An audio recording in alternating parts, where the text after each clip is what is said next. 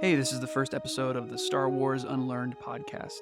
My name's Josiah Shuett, and I'm joined by Nathan Hawley, and we're starting things off with a series on the Phantom Menace. In this first episode, we're going to start at the beginning. We're going to cover the opening titles and the first couple of scenes, and really look at how Lucas sets the stage for the rest of his story. The filmmaking, the mythology, the history, the psychology, all that good stuff. I love these conversations with Nathan. They really help me to unlearn what I've learned about Star Wars, and we're excited to share with you guys. All right, let's get into it.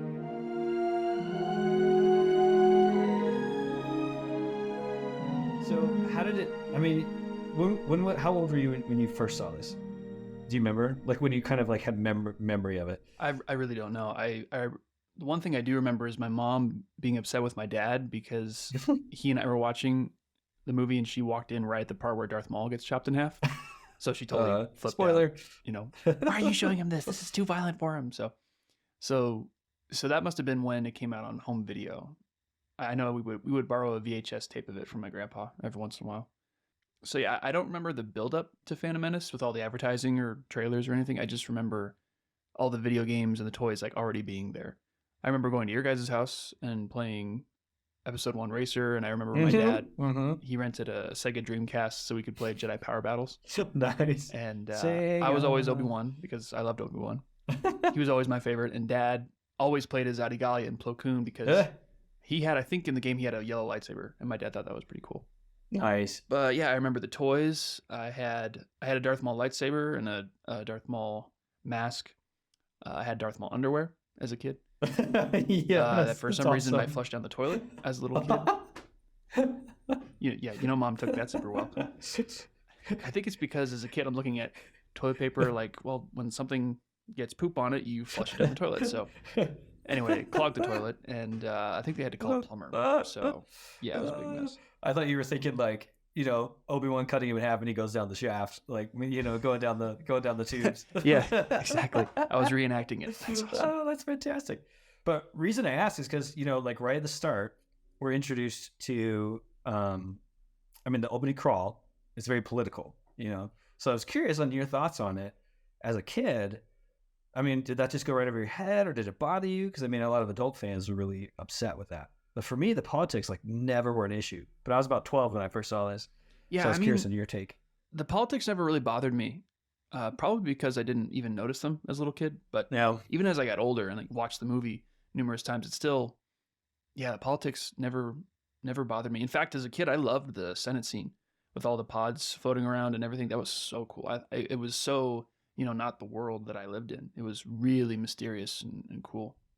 I also didn't know what was happening because I was really little, which is fine, because kids get out of it what they need to. And obviously a lot of the details of the political stuff are kind of obscured in the background anyways, because it's not really that important to understand precisely what's going on. So you need to know who the bad guys are, right? And who the good guys are. That's what's important. And that's made very clear in the movie. So the political stuff is a little more obscure, and I think intentionally so.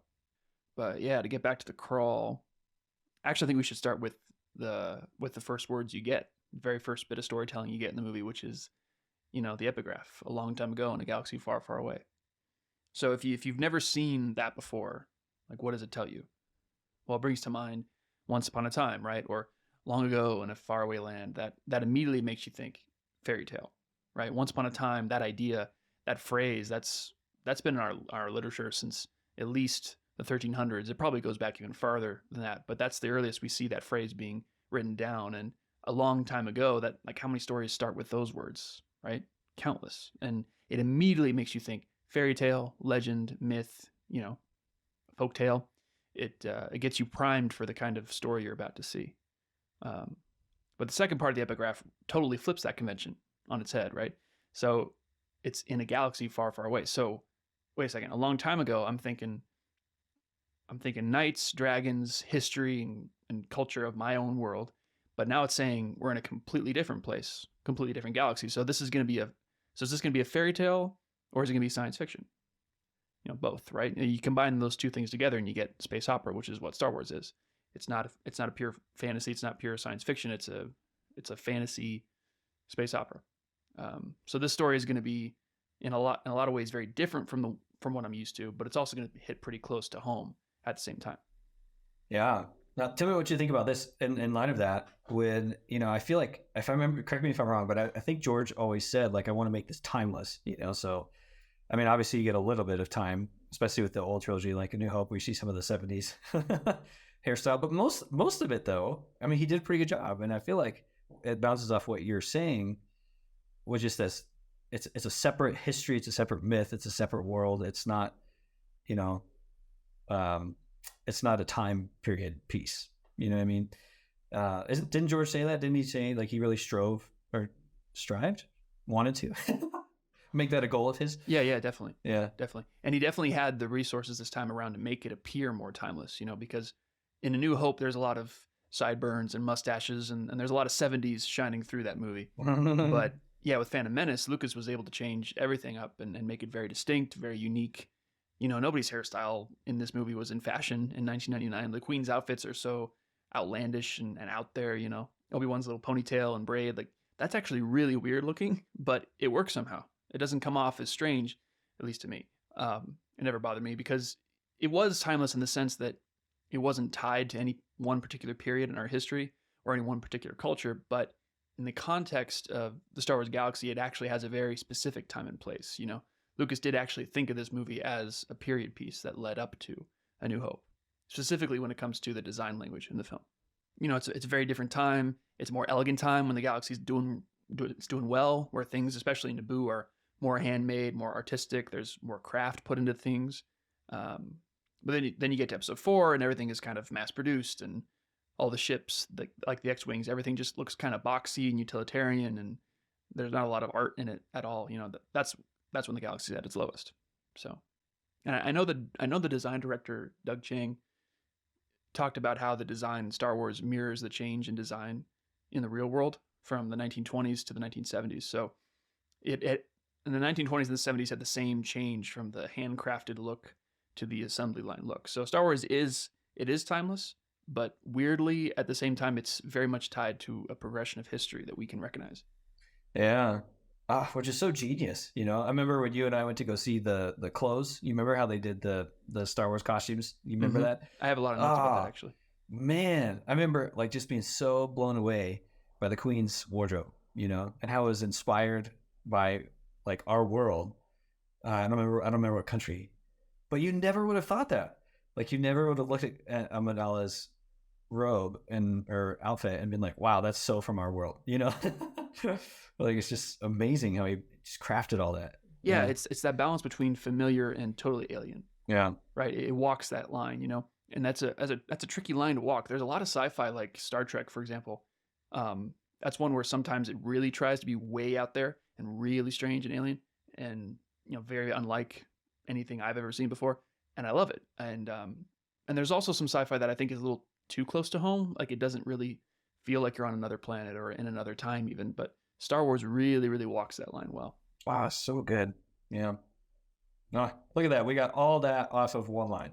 And also a great thing about that little epigraph there is it's also a perfect summary of the kind of experience we're about to have as an audience. So, like a working definition of Star Wars might be an epic mythological tale told in the style of a 1930s space opera movie serial. And that really is a summary of what Star Wars is.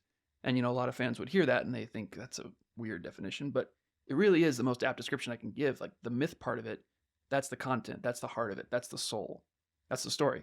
And the space opera movie serial, that's the style that everything is done in.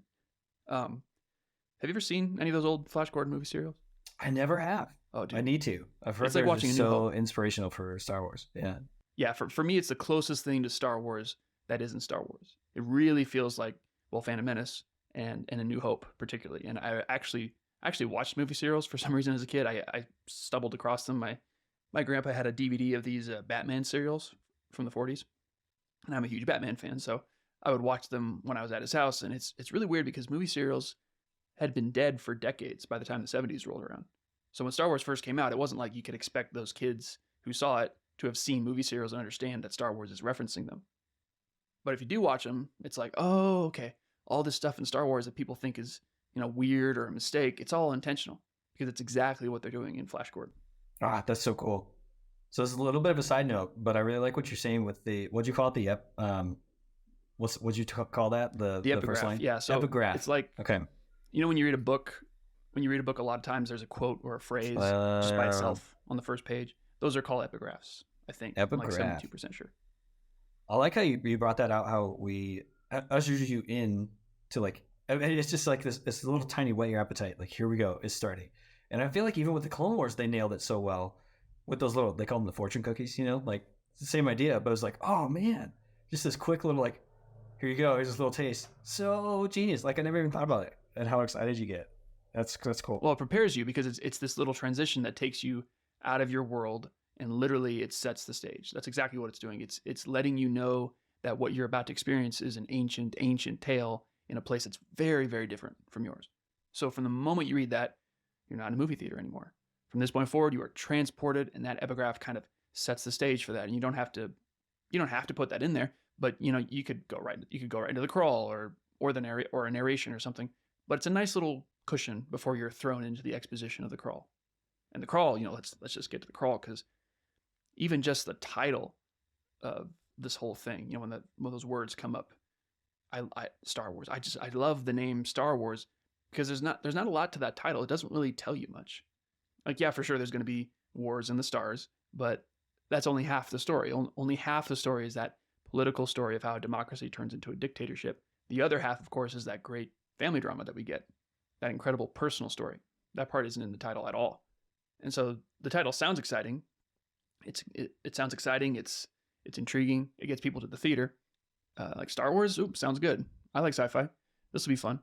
But what keeps you in that seat, keeps you interested, what makes you want to watch the next one is that very personal, very human story that you weren't expecting. Family. Wow. And that's often a big difference between space opera and sci-fi. A lot of science fiction movies like 2001, which came out like 10 years before Star Wars, it's very cerebral, very... have you seen it? I don't think so. So it's very inaccessible, I guess is the word I would use. It kind of on purpose. It's a movie that leaves you with way more questions than answers. And so there's a place for that. And I didn't hate it, but it was a very, very strange experience. In a lot of ways, Star Wars is very, very different and out there. But the important stuff, the heart of it, is very, very close to home, very grounded and rooted in a lot of history and culture that we all recognize. So anyway, yeah, it's an interesting title. And Lucas even said that the title was chosen because it was a safe bet. Because I have a quote here, I think, from him. He said, the title Star Wars was an insurance policy, and they calculated that there are something like $8 million worth of science fiction freaks in the USA, and they will go to see absolutely anything with a title like Star Wars. So kind of similar to Star Trek, right? That name would have had some cachet in the science fiction world, but obviously it was way more than what the title promised. And, we could have gotten the title, The Adventures of Luke The Adventures of Luke Starkiller, as taken from the Journal of the Whills, Saga 1, The Star Wars. Yeah. Like, if that was the title on the poster, halfway through reading that, you're like, The Adventures of Luke Starkiller, taken from the... Yeah. Just a snooze fest. I'm not watching that. But you shorten it to Star Wars, and then you're like, okay, I might go see that. It's just vague enough and it's like slightly vague, but specific enough to target a certain specific audience that they'll be interested to go see that. But not too long and too science fiction-y that it's going to scare away other people. That's cool. What was I going to ask? Oh, so the idea of a crawl, where did that come from? Had that been done before? Do you know? Yeah, so that comes directly from Flash Gordon, actually. So there were several Flash Gordon serials. They were usually about 12 to 15 episodes long. They were made in the 30s, and Lucas would have seen them on television in the 50s. So when television first came out, they needed programming. So one of the things they did was they showed these serials, and that's kind of where the TV show came from. They started making these new versions of movie serials, but for TV, not theaters. And that's basically what a TV show was. And they had the exact same format, like tune in next week to see yada, yada, yada, or last week on blah, blah, blah. So that all came from movie serials. So in the third Flash Gordon serial, every chapter would begin with an opening crawl. Same style, same angled text receding into the distance, and it would say, Chapter 6. Last week, Flash Gordon and his friends were trapped by the evil king, whatever it is. So that's exactly where that comes from. Okay. And also the Clone Wars narration. That's also a trope of the old movie serials. I think the second Flash Gordon movie serial was one of them that had a narration to provide the backstory for each episode. So That's why that narrator voice in Clone Wars has that old school kind of sound to it. That's very much a movie serial kind of thing. Just a quicker, more efficient way of getting the exposition out than doing the crawl. So yeah, all that's taken directly from Flash Gordon and other movie serials. Okay. So if you're watching Star Wars for the first time and you'd seen a movie serial, you'd go, "Oh, I know what this is supposed to be." You can recognize the aspects of a serial, especially like when it says Episode 1. Like, how many movies have the word episode in the title? None, pretty much. It's pretty much just Star Wars, because Star Wars is not trying to be like other movies. It's trying to be a movie serial.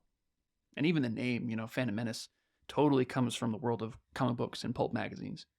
All the Star Wars movies have those. Every movie kind of has that right on the edge of being corny name. Like The Empire Strikes Back. It totally sounds like an issue of a comic book. And actually, even before The Empire Strikes Back came out, there was an issue of the old Marvel Star Wars comics that was called The Empire Strikes. Oh wow! And there was one called Luke Skywalker Strikes Back.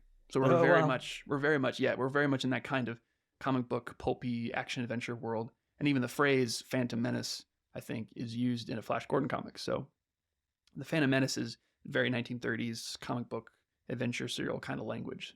So yeah, everything's kind of done in that style. Yeah, that's really cool. The Phantom Menace was the only title that I really questioned, even as a kid, where I was like, I don't know what that means, and it was only until recently that I finally started to understand that. It's like, oh. Yeah, I didn't really get it as a kid either. I just called it Episode 1. I didn't know what a phantom was. I didn't know what menace meant. Those are kind of big words for little kids. So I was just like, it's the one with Darth Maul in it. Yeah, exactly. I like it. I see where he got at it. How there's this behind the scenes evil that's brewing, and puppet string, or puppet master pulling the strings of everything. It's like, oh wow, it's brilliant. But I just that just went right over my head until seriously a couple of years ago. I'm the same way. Oh yeah, for sure. Yeah. So now the actual crawl. Yeah. What are your thoughts on it? I thought it was great. The crawl always gets me so excited. Like just in general, it's the same thing you were talking about with the long time ago phrase, where it's just like, oh, here we go. Like you just get this anticipation, and I like how it just throws you in. Like George never seems to start. I should say it the other way. He always throws you right in the middle. Like you feel like you're jumping right into the middle. It never feels like you're setting things up, or it's like this weird, like, okay, we got to wait for a while to get into it. It's like, boom, here we are. Like right off in this one in particular, it's like turmoils engulf the Galactic Republic. It's like, boom, right here. Something's going on. It's like, whoa, something's happening. Even as a kid, I got that, because I know a lot of people will criticize this and be like, it's just political and taxation and trade stuff. What's that all about? But for me, right away, it was just like, no, something's happening. This is so cool. There's a conflict, and just being as a kid familiar with the old trilogy, but not, I didn't grow up with it necessarily like the older generation, but it was still so cool to see these new terms. Like, what's this Naboo? What's this Republic? I just didn't even. It was just such a mystery to me. I think it's great, especially now because I'm such a Clone Wars fan and just prequel fan that the Republic gets me more excited than like the Empire even. And that I know I'm probably just offended a lot of fans, but but I really like the Republic. I just love. I just can't emphasize enough. You're just immersed. You're thrown right into this story that's been happening for centuries. Like we didn't know it at the time, but Episode 1 is the beginning of the end for the Republic. And it's like we see the Jedi. They're kind of at their worst. They're starting to be corrupt. There's the Congress, the Senate. They're all starting to be corrupt. The Sith have been playing them for a while, and it's just like, oh, it's so cool. I know a lot of people were disappointed in the fact, like, this is Episode 1. Like, we want to see everybody in their prime. But I just think it's so cool. It's like, well, how else do you usher in an empire unless the previous one's failing? And I really like that. And I think that's such a neat framework that you get in the crawl even for setting up the whole prequel era. Clone Wars, prequels, and just how, and even the old trilogy, like how on earth can an empire come about when you have this whole Jedi Knight Guardian, institution.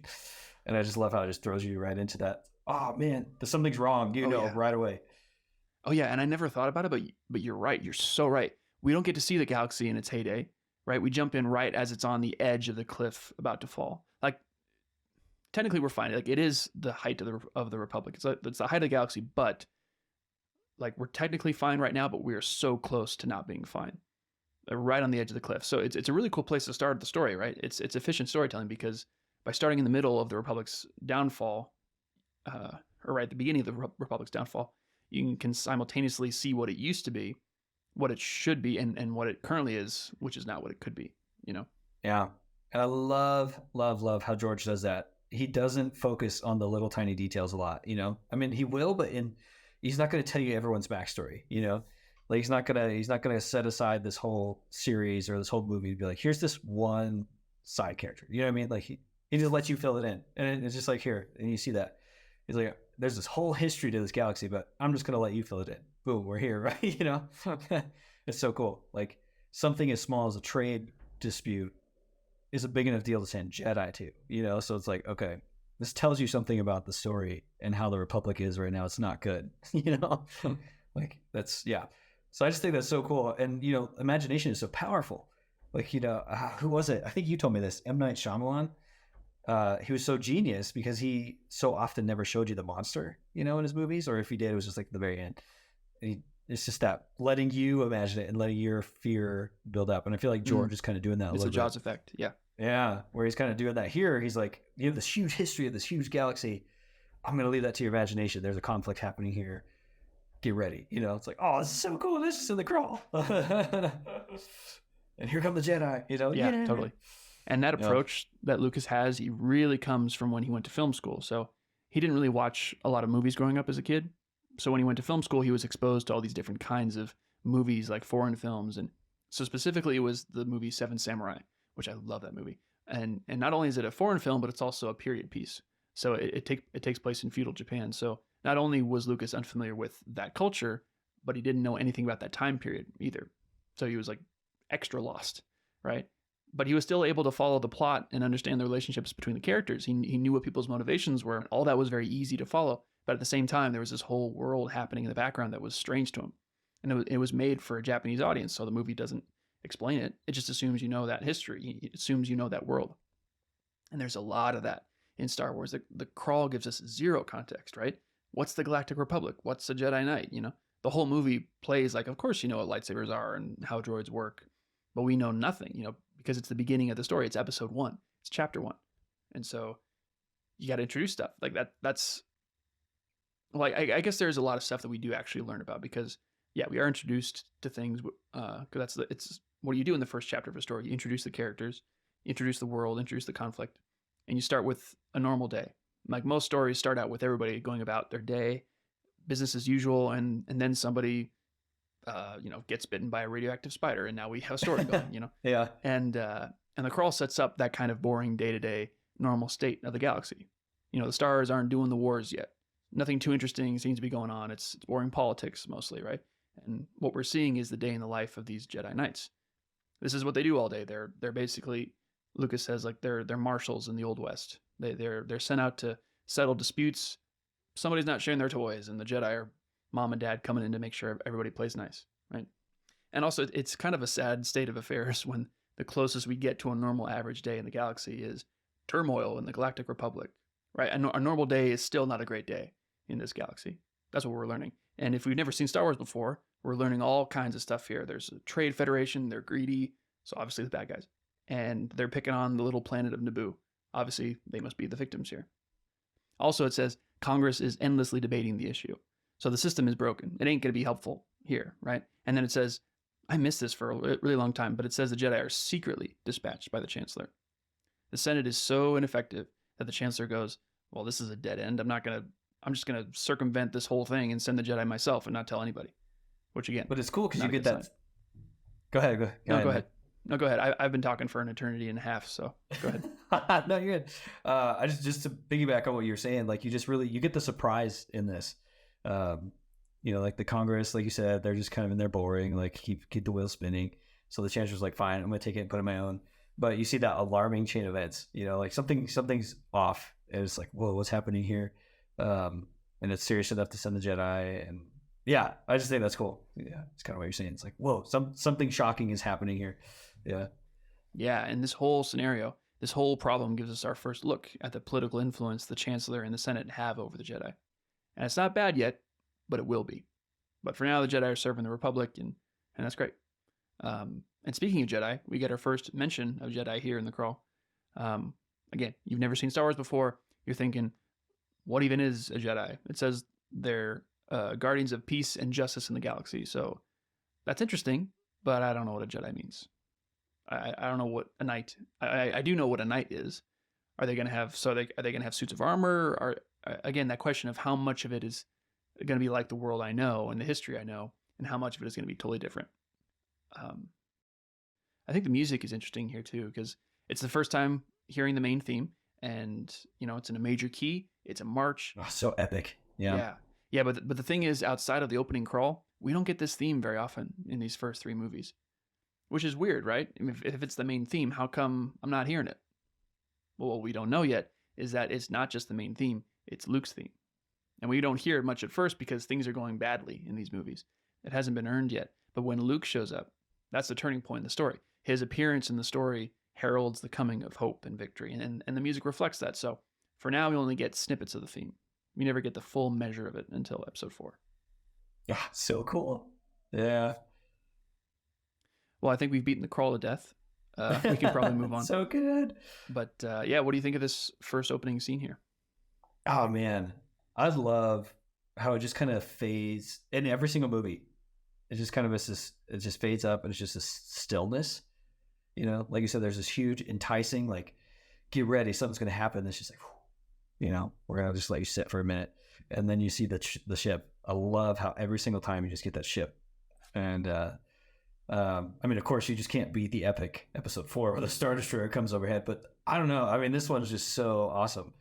So you're like, what is happening? Just a silent single ship. And then it pans into the, whoa, here's a big, huge blockade. And like, what's going on? And all these robed guys. And yeah, this alien. Oh, it's so cool. I just love the suspense of it. Just that little breath you get in between the crawl and the first. Boom. Here we go. Yeah. These movies have a very consistent design. They all start the same way. They all end the same way. They're all shot in the same, mostly. They're all kind of shot. There's some exceptions, but they're mostly shot in the same cinematic style. And it's a style that really wasn't really in vogue in the 70s, let alone the 90s. It was always kind of this old school, again, very much a movie serial from 1930s Hollywood. Also a lot of documentary influence in there too. Obviously there's a lot of beautifully composed, highly artistic shots in there, but there's a lot of shots where the camera is kind of floating and around, trying to find the characters. A lot of shots that aren't overly composed.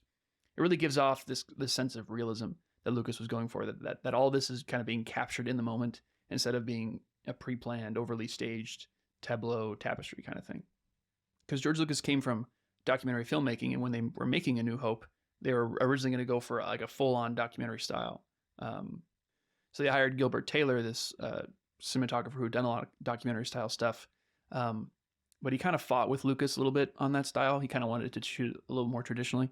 And so you kind of get this quasi-documentary, quasi-traditional style, which it has the hints of that documentary feel in there, but it's kind of its own unique style. It ends up being its own unique style. But I like the color palette too, because it's still pretty gray. We're not quite into that vibrant, popping colors yet. It sort of seems like, I don't know if George intended this or not, but it sort of seems like this foreshadowing, like here comes the darkness, like it's on its way. When they enter into the droid control ship, I mean, it's just really flat. I mean, everything's really gray. The droids even. I mean, nothing really pops yet. You start getting that when you're on Naboo and then Coruscant, but here it's just kind of this nope. It's just kind of everyone's soulless, like the droids are just all soulless. The colors are soulless. Yeah, I just think that's cool. Again, I have no idea if he meant to do that, but it's really cool. Well, yeah, he absolutely did it on purpose. Yeah. So the art book for episode 1 goes into a lot of detail on exactly what you're talking about. The purpose and the design of everything. And not just the Trade Federation ships, but the design of the Republic cruiser also. So originally when they designed it, it was going to be sleeker and more smooth like the Naboo ships. But Lucas intentionally changed it to have more of like an original trilogy feel to it. Less pretty, less handcrafted, more mass-produced kind of design. So it becomes a picture of where the Republic's heading rather than a history of where it came from. Ah, that's so cool, because I didn't pick that up, and then you don't really see the ship again, but when you watch the Clone Wars, it's there all the time. Like so just that it just reemphasizes your point of like this is a mass produced freighter, you know, and it's specifically for Senate, right? For the Senate travelers and stuff. Yeah. That's cool. I didn't even know that. Yeah, and the Jedi totally look like they don't belong on that ship. It's like, why are these people in robes on the ship? You know, that ship looks like the people inside should be wearing overalls or jumpsuits or something. It's this anachronistic kind of result, like where the Jedi are clearly from an older time, but now they're living in a world that they're not really meant for. And so you kind of see that visually in just the picture of the design of the ship and the design of the Jedi. And a couple of scenes later, when we get to Naboo, we're really going to see the difference in their design sensibilities, right? And it's interesting how the design of the Republic ship is closer to the Trade Federation battleships than the Naboo ships. So a little hint there as to where this is all going. So cool. Another thing to notice is this first shot when the camera pans. You see this beautiful green planet being strangled, essentially, by these ugly gray battleships. So it's our first visual statement of that theme of nature versus technology that we get throughout this movie and throughout all of Star Wars. It's just a beautiful little, small, short little visual representation of that. That's cool. And I remember seeing the Trade Federation ships for the first time thinking, wow, is that a mini Death Star? You know, because it's so similar design. And I mean, there's not a lot of color to it. It's just this ball surrounded by this little arc, you know, and you're like, ooh, is this early? This little donut. Yeah, exactly. So that's cool. Yeah, it's interesting. The Trade Federation ships were originally going to be saucer shaped, kind of like Hondo's pirate ship in Clone Wars, like an old school B-movie flying saucer, you know. But they needed a way to figure out which way it was facing because there's no clear orientation to a saucer. So they added engines to it, and Lucas specifically put that ball in there to finish off the design. Wow, that's cool. And actually, I forgot to say this earlier, but back to the Republic ship, there is a little bit of color in there. There's some Republic red in there. So it's not a lost cause yet. There's still some color. There's still some life in the Republic. But then you get to the Trade Federation battleship, and it's all gray and colorless. It's lifeless. It's soulless. Yeah. So now we get our first line of dialogue in Star Wars. It's just Qui-Gon saying Captain. So now the next time you're at a party, you can say to your friends, hey, did you guys know the first word anyone says in Star Wars is Captain? And then you can watch as they all walk away to find someone interesting to talk to. I don't know why I wrote that down. I guess at some point I thought that was interesting. Oh, that's cool. I don't agree with my past self anymore. But we see the Jedi for the first time, and they're these mysterious figures in robes. And when you first see them, their hoods are up, and it makes them look more like monks than knights.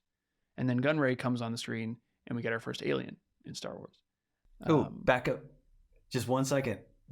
I'm curious. I'm thinking about this now. Does every initial Jedi introduction in every movie, do they start with their hoods up?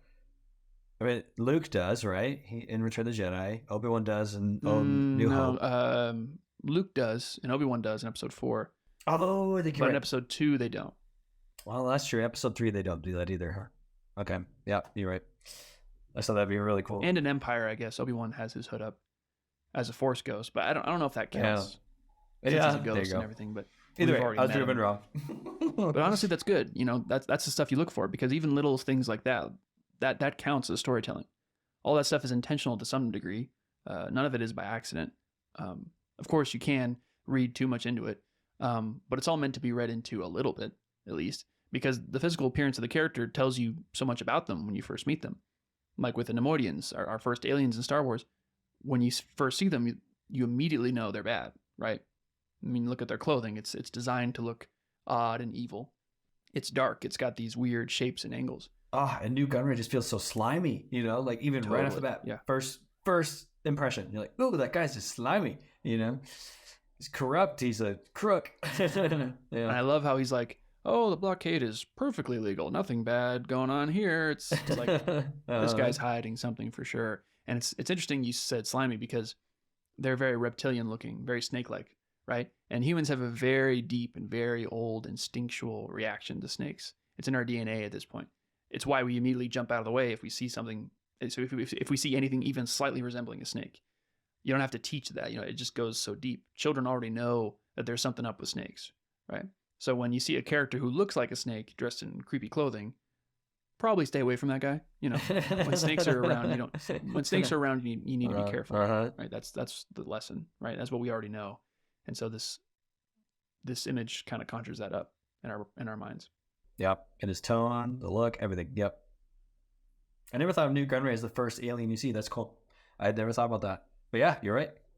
He's the first one, if in chronological order. But not that it has any special significance or anything. I just think it's interesting to reset your fan brain.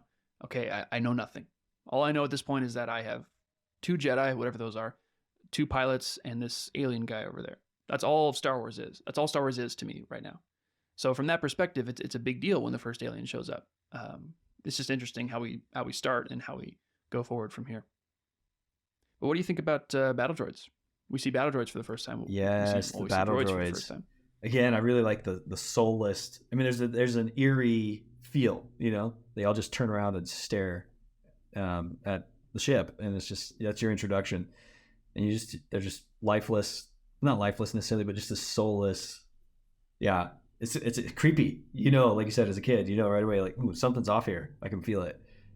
Yeah, and I always thought, even from the first time I saw episode 1, the trailer, how the droid fighters, how they look like just precursors to TIE fighters. In fact, when I first saw the trailer of episode 1, I was like, oh, no way, that's a TIE fighter. I think that was a TIE interceptor. Yeah, so I just like how he ties it all together. That's true. Yeah. I never thought about it. The vulture droids do look a lot like TIE fighters or TIE interceptors. Yeah, battle droids are interesting because they move in weird ways too. It's very robotic, very unnatural and jerky.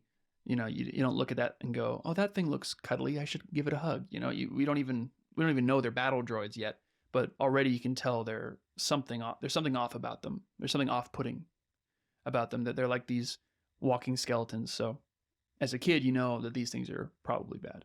Oh yeah.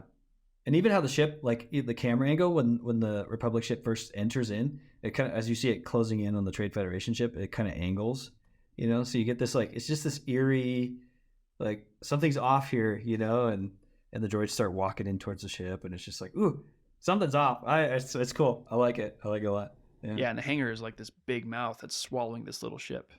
And all this is kind of adding up to bad news, right? This is a bad place to be. And so now you see this other droid that's much more friendly looking. She's very polite. Her face is much more innocent looking. The battle droid faces are very severe and creepy looking. So what you get is this look at both sides of the droid spectrum, right? Droids can hurt you, and they can be dangerous, and they can cause trouble for you, or they can be very helpful. She's serving them drinks. Mm-hmm. So they're still kind of eerie though, like how we're if you're used to 3PO, like I was, you're like, oh, it's a 3PO droid, this is so cool, but she's not gold, it's not the happy color, it's just silver, again, just bland. It's kind of cold and, again, colorless. But yeah, it almost feels like the witch in Narnia, where it's like the sweet voice in the middle of all this dark, eerie, it's kind of like, ooh, this is creepy. She's serving you drinks, and yeah, it's just this weird, like, oh, what's happening? What are you trying to get at? Just super friendly. You're supposed to be 3PO, but something feels weird here, Yeah. You're not the bubbly. Yeah. Yeah, there's something creepy about her voice. That's true. Yeah, and she totally tattletales on them. And the next scene, the ambassadors are Jedi Knights, I believe. And here we see them walk in, and they're still mysterious, right? Their faces are in shadow. And then the hoods come off, and you see that they're humans, like you and me. So immediately you trust them more than the droids and the creepy snake guy. And this isn't just true in Star Wars, but in many stories, when you first meet a character, the first thing they do and the first scene they're in, it tells you a lot about them. And I just love the first couple lines that these guys have.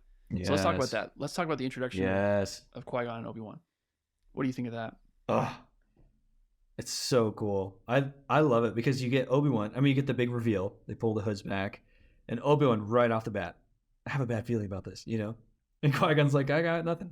I don't, you're fine. And I just feel like, man, what a picture of those two. Like you said, those characters, especially as we get to know Obi-Wan.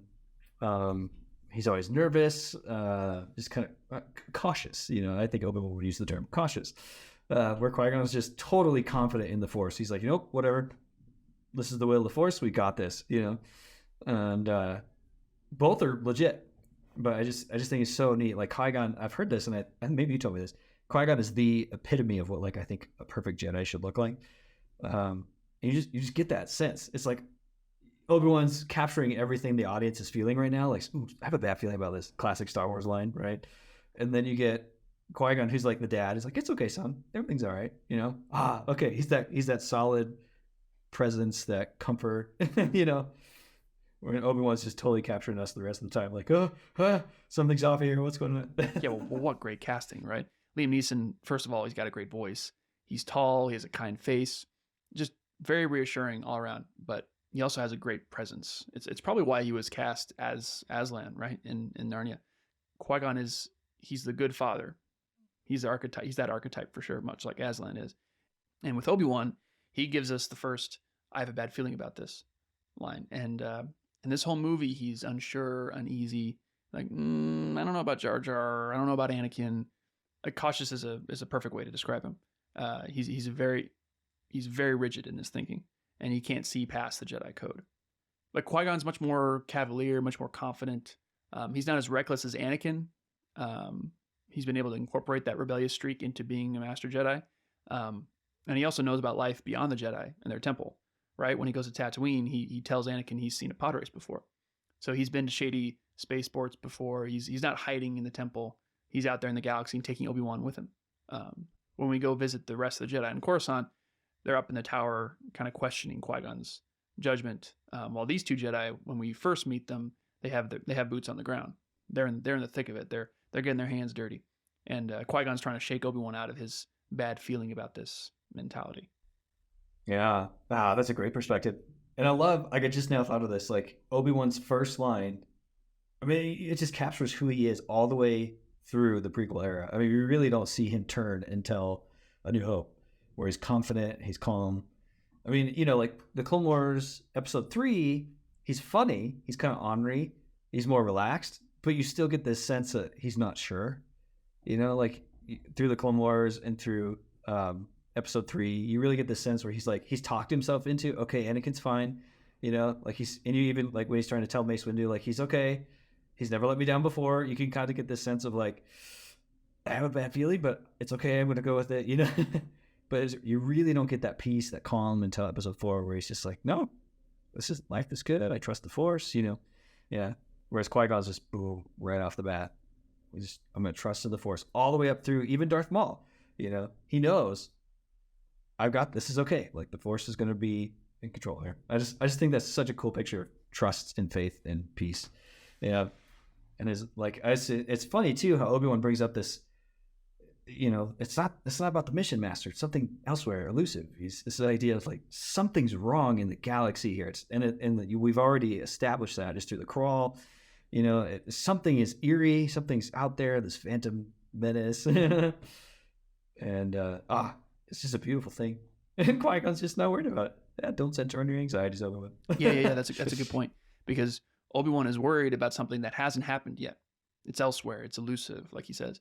And Qui-Gon corrects him. He tells him to focus on the present moment, because the Jedi are always looking forward in these movies. Obi-Wan, Mace Windu, Yoda, they're all concerned about what's going to happen next, not about what's happening right in front of their faces. And the future will never arrive if you're not actively dealing with the present, right? And that's Qui-Gon's whole point here. And we'll learn more about that idea as we move forward in the story. But Qui-Gon, you know, he's got some quirks. He's definitely a rebel, but he definitely had that right idea. In this sense, he had the right idea from the beginning.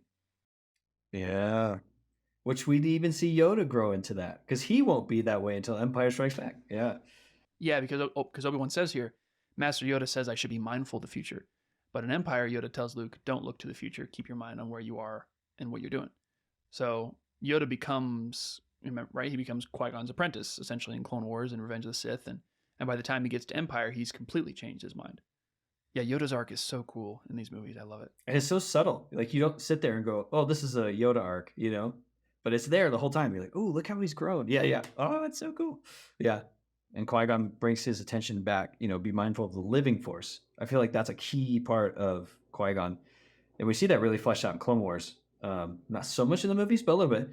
And where you start to see, like, Qui-Gon has always understood the true nature of the Force. Whereas, like, you see the other Jedi, like you said, they're starting to get dogmatic. They're starting to get too focused on the physical, and they miss it. Whereas Qui-Gon just this whole time has been like, no, the true nature of the Force, true nature of the Force, living Force. You know, keep your mind where it needs to be. And we get a lot of it in this movie, because who does Qui-Gon focus on? He focuses on Jar Jar. He focuses on Anakin. examples of the living force. All the other Jedi are kind of looking past them, searching for some big unseen problem. And Qui-Gon's going, this being right here in front of me, I'm going to focus on them. And that's what he's trying to pass on to Obi-Wan, right? We can talk about the master and apprentice relationship here a little bit. This is the first time that idea pops up. And I learned this the other day, and I thought this was pretty interesting. When we use the word guru, we usually just mean teacher when we say that. But that's not what the original sense of that word was. The student's goal was to become the guru, like in every way. The way they live, their philosophy. The guru wasn't just there to teach and then be forgotten about. They were there to be a model for the student to copy.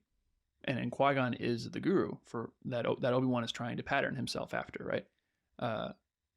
But he really doesn't understand his guru all the time. He's a little confused by him. And at the end of the movie, he eventually does become his master. He has to literally take on his role and responsibilities of training Anakin, right? And Luke has to embody parts of Obi-Wan and Yoda to defeat the Sith, and the cycle keeps going.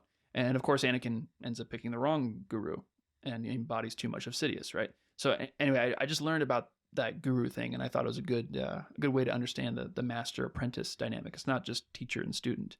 It's more than that. Like the discipleships, right? Or disciples. Exactly. Yeah. Exactly. Jesus. Yeah. Disciples, a perfect word for it. Mm-hmm. It's the idea that, right? It's the idea that my life will take a different direction. I will align it with what you have shown me is the right way. It's not just, oh, here's some tips, and then you leave the classroom. No, you never leave the classroom. The disciple is trying to be the master. Yeah. It's not just knowledge. It's a character. Yeah. What else? Oh, I love how we transition between scenes here. Because Qui-Gon says these Federation types are cowards, and immediately in the next scene we see the Neimoidians being cowards. They're going, oh, Jedi, oh no. TC-14 just mentions the Jedi, and they're terrified. I never picked up on it. It's like, just in case you didn't believe Qui-Gon, literally the next scene shows you these guys are cowards. Huh. Yeah. That's funny. I'd never picked up on that. Yeah. Huh. Yeah. I mean, how far are the movie are we already? Not very far. Not even not 4 minutes in, and you've already learned so much about these characters, Yeah. I mean, right here, because it started so eerie, but then Qui-Gon just calms it down. It kind of shifts the tone a little bit. And like you said, the transition, that's great. Yeah. What are your thoughts on that? On the scene there with TC-14 and the new gun and stuff? I love when he says, I'm not going in there with two Jedi. Because all we've seen Jedi do is walk around and talk a bit. So we're wondering, why are these guys afraid of the Jedi? Well, we're about to see why, and I can never remember his name. It's Newt Gunray. I know, I can't remember him either. Dolphine or something like that. Anyway, it doesn't matter. He leaves pretty quickly. But he says, I knew it. They're here to force a settlement. So they kind of suspected something like this was going to happen. They kind of knew that people weren't going to be super okay with them blockading Naboo. And so they decided to contact Lord Sidious. We hear that name for the first time. And the name should be a clue for us as to what kind of character he is. Insidious, right? It's the evil that slowly creeps up behind you and you don't see it until it's too late. Wow. Yeah. That's so cool. I don't even remember, because I grew up with the old trilogy, but I never even, I'm trying to think like, when did that Sidious connection hit me?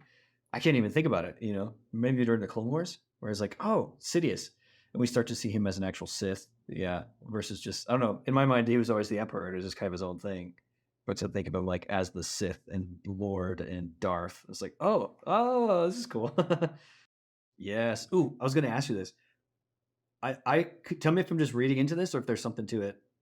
I've always wondered, like, it seems to me just the genius of Palpatine in creating the Separatists out of a bunch of corrupt cowards, Like, to me, that seems like a genius move because they're easy to capture with greed, they're easy for the Sith to manipulate, but it also sets up your empire really, really well because you weed out all these like scumbags, So I've often wondered if he did that intentionally, whereas like, no, like I'm going to use these guys as a nice stepping stone and then get them out of the way. We'll have a nice, strong empire that's built on loyalty instead of corruption. I don't know. What do you think about that? Is that something I'm just reading into it, or? Yeah, I think for sure he uses them at the beginning to get the Clone Wars started. He creates one army to get a better one, right? The battle droids are horrible excuses for soldiers, but they're enough of a threat to get the clone army approved.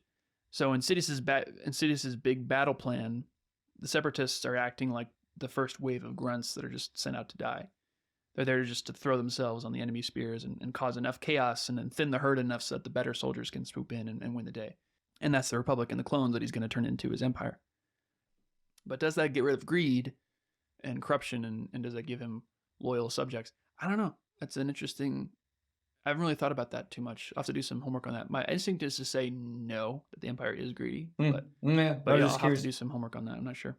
Yeah, that was always struck me. I was just curious on if you heard anything like that or not. But no, but I'm going to go home and do some research on that. Sure. Yeah. As you look at modern Star Wars, and they're really trying to paint the Empire that way, where it's like the Empire is the fat, greedy, corrupt people.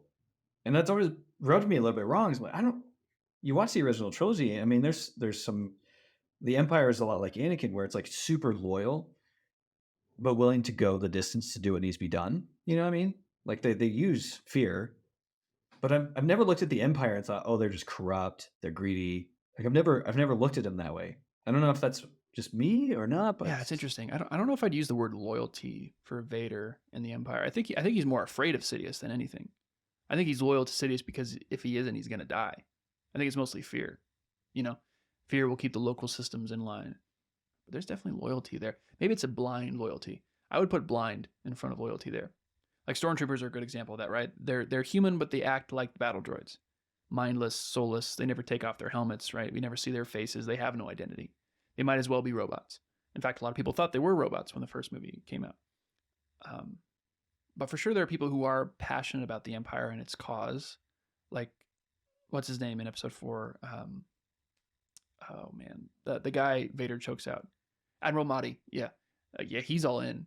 The Empire is the best thing ever. He's sold on it. So it's probably a bit of both, loyalty and fear.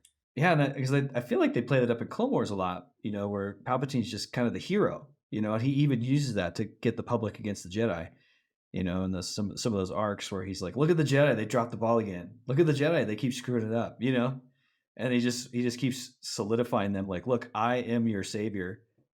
And how he pulls that Julius Caesar thing or a Hitler thing where it's like, look how awesome I am. So give me all your power or all your rights and I'll protect you. I mean, it just seems like... Yeah, I'll give you exactly what you want. Yeah. Whereas like it seems like the rebellion is starting to be the people who are like, oh, wait a minute. I think he's duped us, Where instead of it's like, oh, everybody who has two eyes can see the Empire is corrupt. I just don't think that's the case. It seems like he's won through the Clone Wars. He's used that to get all their loyalty. And then the people are starting to wake up to it after years, especially after the Death Star, where it's like, whoa, whoa, whoa, whoa. Gotcha. So like the Empire as a whole, and the citizens of the Empire, not just the Imperial Army. Kind of all the above, I think. Mm-hmm. As it seems like to me, I don't know. That's just something I feel like that's a big theme in Clone Wars that George wanted to emphasize, but I could be wrong. So I was curious if you had heard about that or not. But I think there's probably a lot of feelings going on. There's people who are loyal. There's people who are terrified. There's probably people who are just kind of indifferent. Which is really, I mean, that's a good history. I mean, that's just history, right? Especially World War II. I mean, that's what's so influential in George. You look at World War II, I mean, so many of those guys were super loyal to Hitler. I mean, he just won them after World War I, and I just feel like that was kind of Clone Wars. And then World War II, as the war goes on, like at first everyone's like, yes, we are on board. But then as World War II drags on, people are starting to wake up to it, be like, he did some shady stuff, And then that fear, then I don't know. I feel like that's kind of the progression we see here. And it seems to me like Episode 1 is him, Palpatine, getting his first power. He's going to weed out these corrupted guys, and then he'll solidify the galaxy's loyalty. And then they start to wake up to the truth after that. But I don't know. I was just curious, and you'd see that some. Yeah, for sure. Especially the whole Germany thing. Like Germany was in a horrible state after World War I. They had lost some of their territory. Their economy was in the toilet. Everything was going wrong, and everything was going wrong in Hitler's life. And he realized, if I make these promises and say these things, these people will follow me anywhere. And so he kept making these grand promises. Like the Third Reich is the Third Reign. Isn't that what it means? Or maybe it's a Third Empire, something analogous to that. But we're going to rise up, and again, we're going to rise up again and be as great as we used to be. And that's Palpatine's promise to the Republic, right? I'm going to put an end to corruption, and this empire will give us the security and prosperity that we used to have before this war. So anyway, jumping ahead there, but yeah, I'm excited to get to Revenge of the Sith because then I'll have all that political stuff in my head and I can keep up with you. I can actually talk about it. Yeah. You have to let me know if I'm off base, but that seems like a big thing. No, you're probably right. I'm just, my brain isn't there yet. I'm not in an episode 3 headspace right now. You're just way smarter than me and you can connect all those dots together. Just different. Yeah. And that's more big picture, but the Neimoidians made me think about that as we're just thinking about all these, especially what will turn into the Separatists, are all these corrupt. It's all greed. It's all money. It's all cowards, you know. Whereas you see, you know, because we as the audience, we watch this whole grand story and we're like, no, especially like Revenge of the Sith. We're like, how could you turn on the Jedi Republic? How could you know? But when you're in the Empire or you're in the Republic, like it makes so much sense. You know, like Palpatine's been slowly painting these Jedi as hypocrites, as corrupt. You know, he's putting them in all these positions where they look bad and they're losing. You know, and Palpatine's like, I will come and save you. It's the Republic and the Empire will save you. You know, and it just solidifies their loyalty. Because yeah, Order 66 turns the clones like in an instant, you know, against the Jedi, but he still has to win the entire galaxy. You know, the whole PR thing. And it seems like he's just been working that slowly as his master Phantom Menace, you know. I don't know, but sorry, that's a little bit of a tangent, but I really feel like as we look at the Neimoidians and then the trade or the Commerce Guild and all those guys, I feel like we'll see some of that. But anyway, let's correct me if I'm wrong. So, oh man, this is so much fun.